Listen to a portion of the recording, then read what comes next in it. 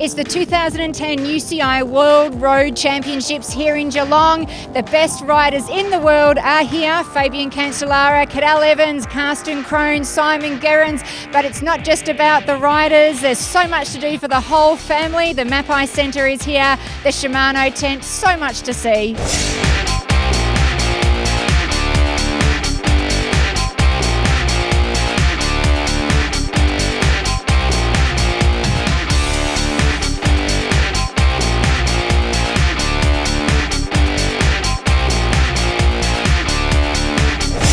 I'm here at the Mapai Centre and the Watt bikes are being used, and I've noticed some familiar faces.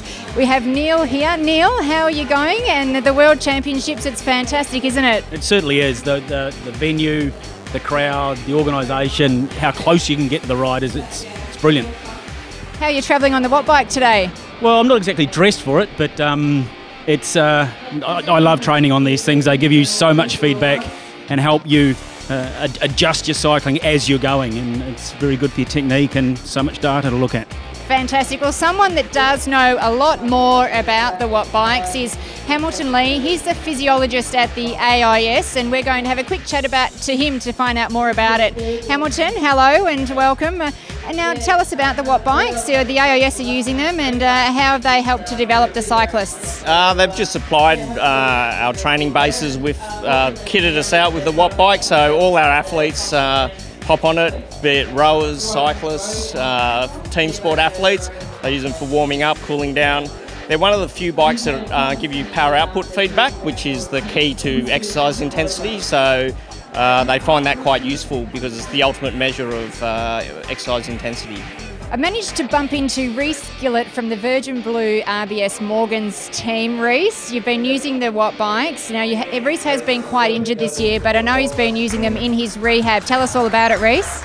Oh, when I first was able to get back on the bike, I wasn't exactly sure how much strength I'd lost in one leg, so I'm sitting on the Watt bike, and after about 10 minutes I sort of think I'm pedaling about even with each leg, and flipped it over to the left-right split side, and it was like 90% to 10% or something crazy like that, even though it felt even. So had a bit of work to do. So I spent about 2 weeks doing one-legged efforts on the bike, and then comparing back to left-right split until I was getting close to 50-50. So it played a big role in doing that.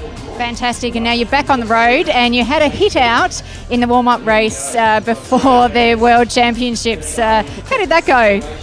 That was insane. Lining up with guys of that calibre was just a whole different level, and it sort of gave me a bit of a boost. I had absolutely terrible form, but it gave me enough sort of adrenaline boost to attack everyone on the first lap, and that lasted for about 20k, and then just boom, gone. Well, we look forward to seeing you in the professional ranks in a couple of years and doing that every week.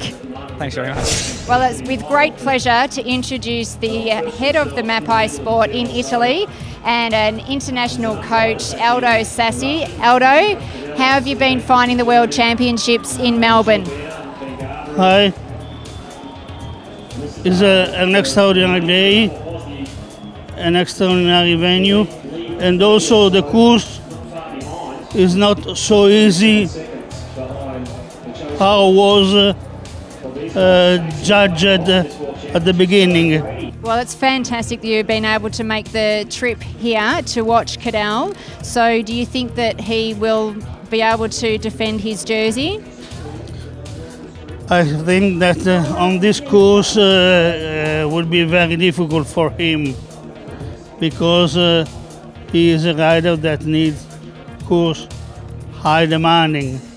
But anyway, after his winning in Mendrisio, he changed his attitude. Also in final rush, like in Fresh Vallon, where you need to have a very lactacid and explosive rush, which he never had. And then he started to show since Mendrisio.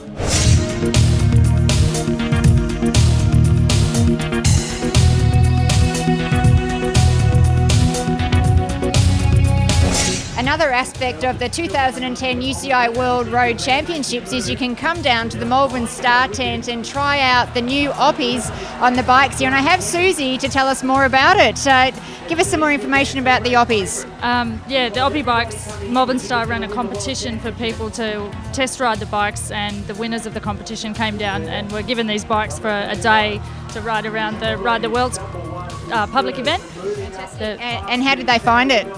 Well, we liked it. They are really good bikes, but probably better than my bike that I've got at home, which is worth twice as much. So it's been a really enjoyable day.